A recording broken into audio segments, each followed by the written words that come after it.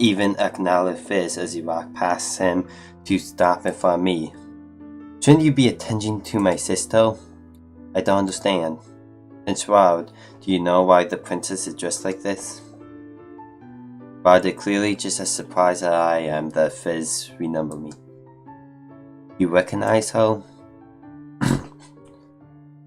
You remember the princess too? But if you knew, why didn't you say anything when she first went missing? And can someone explain to me why she attending to Princess Emmett? This is Fizz. I cut him off before he can ask more questions. I feel Rod graze on my back as I turn to look at Fizz. No more questions. But Princess, right now I am a palace maid. A what? It is a long story, and I have no time to explain now, so do not ask.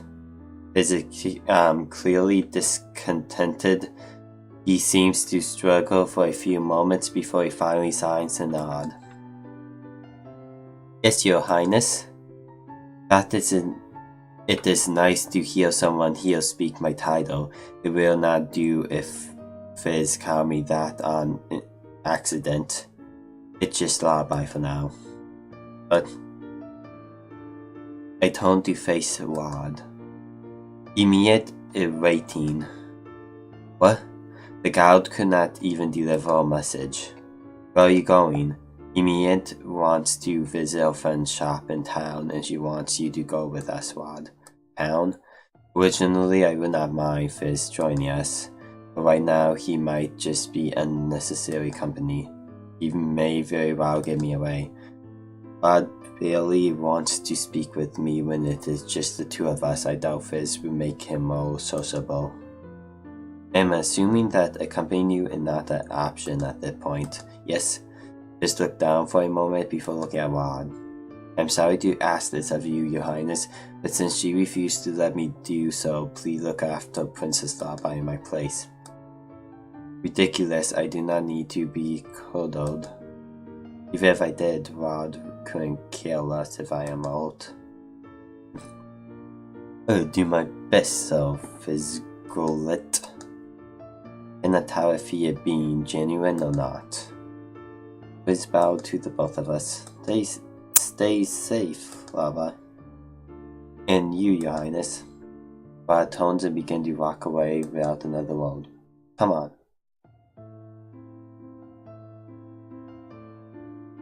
While the silence as we make our way back to the palace gate, I'm still thinking about what he said to Fizz earlier. Why would Rod agree to Fizz's request? Sometimes I cannot figure out what he is thinking. Lullaby! Emilia beams when she catches sight of us. Are you ready? Rod crosses his arm. He does not look very happy with his sister. Even though Rod is younger, I cannot help but think that he often sounds like the older of the two. I am busy, Emilia. I can't keep dropping everything wherever you want to leave the palace. I'm sorry, but I just really needed some fresh air today. You can get plenty of fresh air on the palace grounds. I felt I need to be off the palace grounds. Rod lets out an exasperated sigh before stepping inside the carriage. Come on! Oh no, you don't tell us what to do. We do what we want. We go walk there. Rod? Just for an hour, okay? Thank you.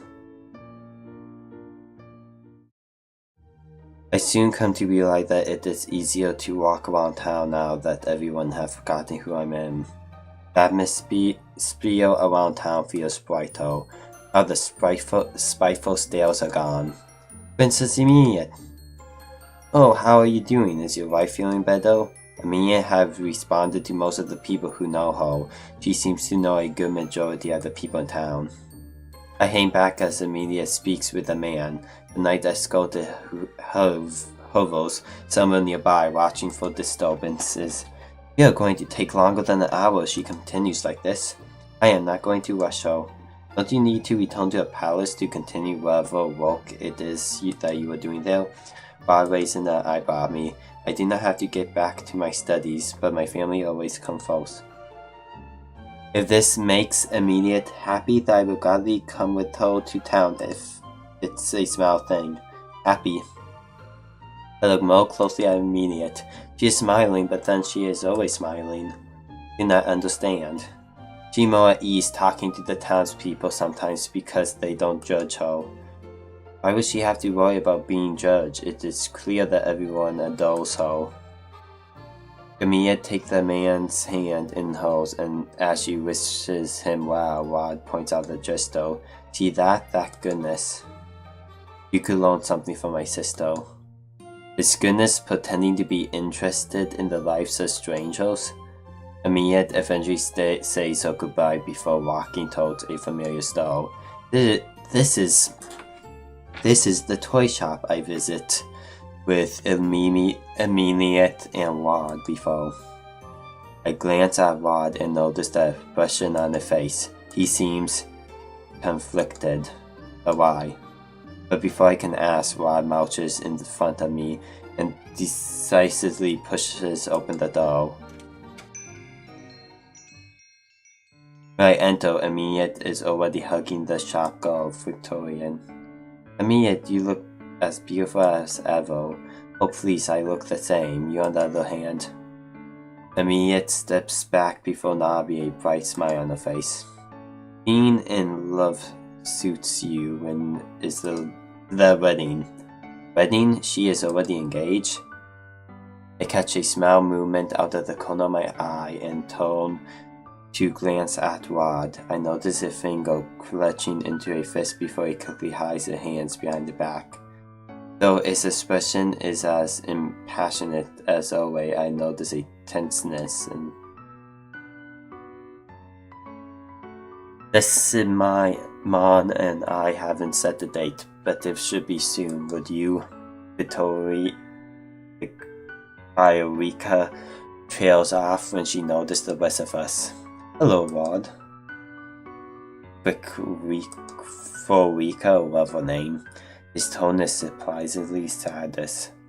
Last time he was here, I was sure he sounded friendlier. So what can I help you with? Emmett, looking for another doll? Another doll, but Emmett is not interested in dolls. Oh no, I'm just here to see you. I can't stay for long since Rod has things to do. Emmett, I wait for you outside. Oh, okay. I know it's my job to follow Emmett around, but I am not at all interested in hearing her talk to this girl. Does she even want me here? Before I can decide what I want to do, Emmett had turned to look at me with a smile. This is Lullaby. She's just started working at my personal maid today. It's not like you to make a maid follow you around. Emmett's expressions quickly became apologetic. I'm sorry, Lullaby. I realized I didn't even ask if you wanted to come with us. I just expected you to tag along. Why is she apologizing? I am meant to tend to her regardless of where she is. Unless she dismisses me. I'm sure Lullaby doesn't mind. It's such a beautiful day today after all. Emmett turned to me and smiles. You don't have to wait with me if you don't want to, Lullaby. I won't be long. I only want to see Rika for a bit. I haven't been able to see her as often since I moved. Well, that's to be expected, Princess. Shouldn't be associating with shop girls like me. Rika has a point. Why does Emmett insist on this? But you're my best friend. I am still not accustomed to the fact that I can't just visit you every day. Those were the good old days, when we were still neighbors. I still live next to you if I could. Do you remember all the games of tag we used to play together when we were children? Remember how Rod always lost? The two girls laughed together at the shared memory. I try not to roll my eyes. Okay? I just I guess I would just stand here and watch them talk. Nothing weird about me but the end of the conversation.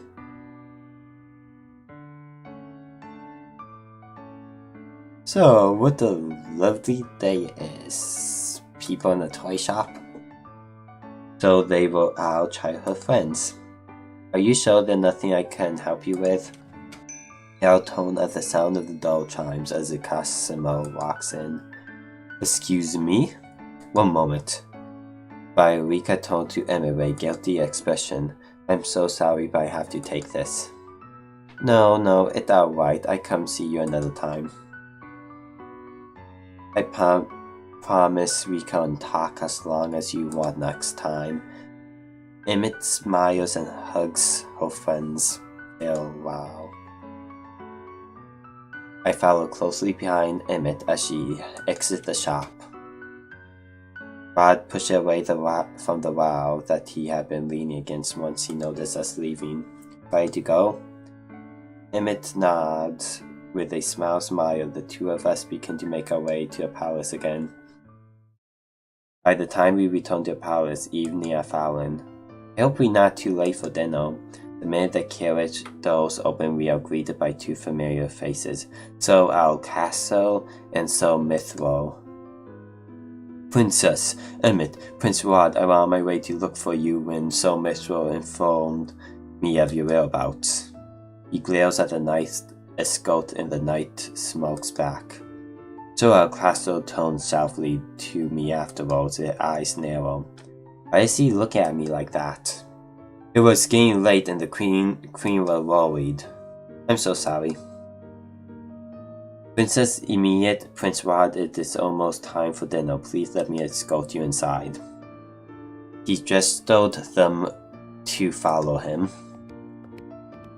I am about to follow after them when So Alcaso suddenly moves to block my path. His eyes are cold. He opened his mouth to say something but then closes it and shakes his head. You're dismissed, girl. You may go back to your corridors. But that is a no, though. His glaze is piercing. Even when I was the princess, I was not able to stand up to that glaze. Yes, so.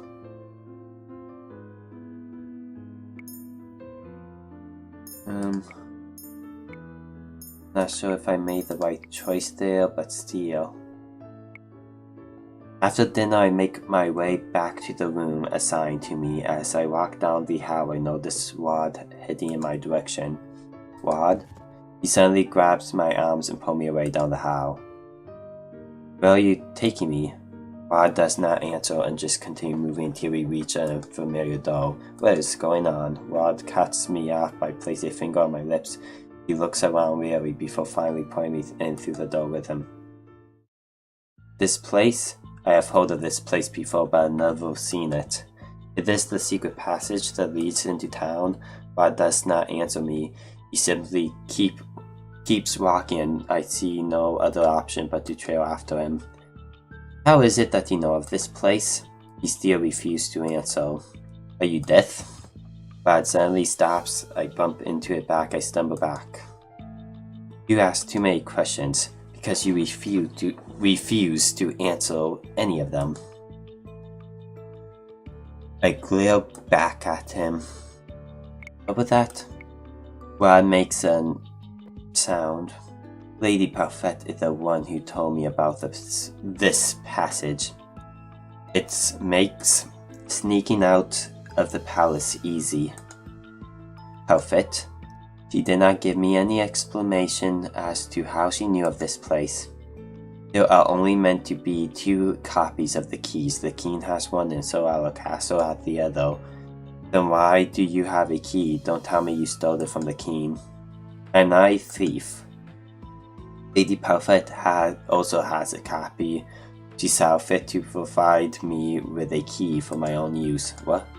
How does Parfait have a key to the palace? You'll have to ask her yourself. Once we stepped into town, I realized where it is we are heading. We're heading back to the merchant. Below it, the first person we see as soon as we enter the merchant. Oh wow, look what the cat dragged in. Below you, Rod glares signs to me. He steps forward and points back at me, glare icy.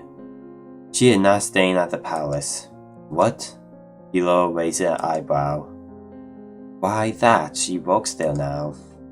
I do not know what game you are playing, but I will not be a part of it. Excuse me? This is not a game. I do not want you meddling in my life as you meddled with hers. The room temperature drops several degrees. The lower stare at Rod, her expression suddenly lacking any emotion. Without due respect, Your Highness, I do not want to meddle with your wallowing. But just because you do not wish to break your coast, that means that others shouldn't want to either. You should be humbled that our princess here thought you would be able to help her. Rod raised an eyebrow. Where is Lady Parfait? Of course you want to talk to Parfait because she put things nicely. Fine, I fetch her for you. He lowered courtesy as she strode out of the room. I think Delora is my favorite character. Rod signs. He clearly looked irritated, but he doesn't put a voice to it. Irritation. Now that we are alone in the empty room, the silence is deafening. Why do you not want to break your course? I don't need to explain myself to you. Do you even know how to break your course? Apparently he doesn't. I don't know. Either that or he just wants to be known as the mermaid for all eternity. I do. So why are you not doing anything? None of your business. I do not realize that. Wait, mermaid course. The mermaid story, the original story, is in order for her to break her course, she needed to cut the heart out of the guy she loved. What happened if he need to cut the heart out of his sister to break the course? You are angry at me for treating your family with unkindness, and yet you do not treat me with any respect or kindness either. Excuse me? I realize that this is the angriest I have felt in a long time, and it makes words fall out of my mouth. You are guilty of the same disrespect you hold me accountable for. We are both being cruel to the family, aren't we? Rod's eyes are ablaze as he stalks Tommy, stopped right in front of me, a mouth pressed firmly in a line. As you are so fond of telling Emiet, we do not share any blood. The only thing pulling us together is the king, and you do not share his morals. Remember this, Laba, you will never be part of the family, and I will never see you as a sister. Rod storms out of the reception area just as Delora enters. Harry looks like Parfait wasn't in. She pauses and gives me a weary smile. Seems the partnership is going well. I throw my hands up in anger. He is infuriating.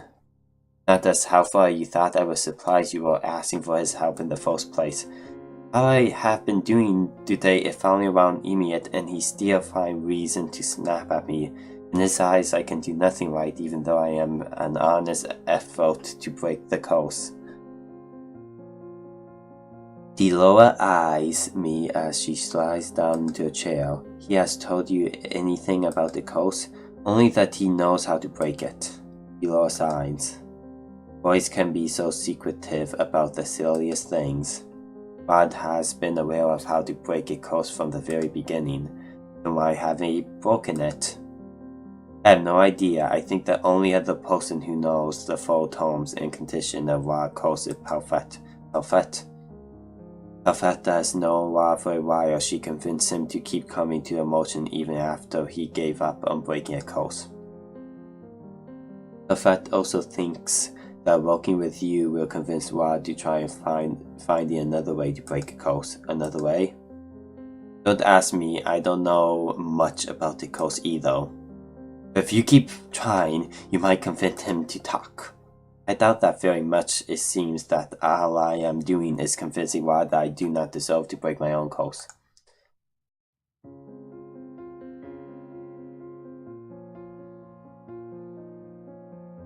I swear that he need to cut the heart out of his sister to break a course or something like the original mermaid story. Willow looks at me curious for a few moments, then grins. I have an idea. if it is another terrible idea. Oh no, this one much better. I just stick around with you, you know, watch out for you. What? Below, watch out for me? I am surprised when Deloa suddenly stands before me in the dial phone. There's no way you and Wad are going to sort yourself out without some kind of help, so I'd be tagging along. It's much easier when I'm travel size, Why do I feel like she only make things worse? Come on. Deloa somehow managed to jump into the front pocket of my powder, which is thankfully large enough to fit her dial body. Let's go find us a prince and get ourselves back to the palace. Chapter 4. Deloa in a dial phone. Okay, I'm going to end this one here. If you liked the video, leave a like and subscribe. I will see you guys in the next video. Oh, I need to save it, of course. There we go.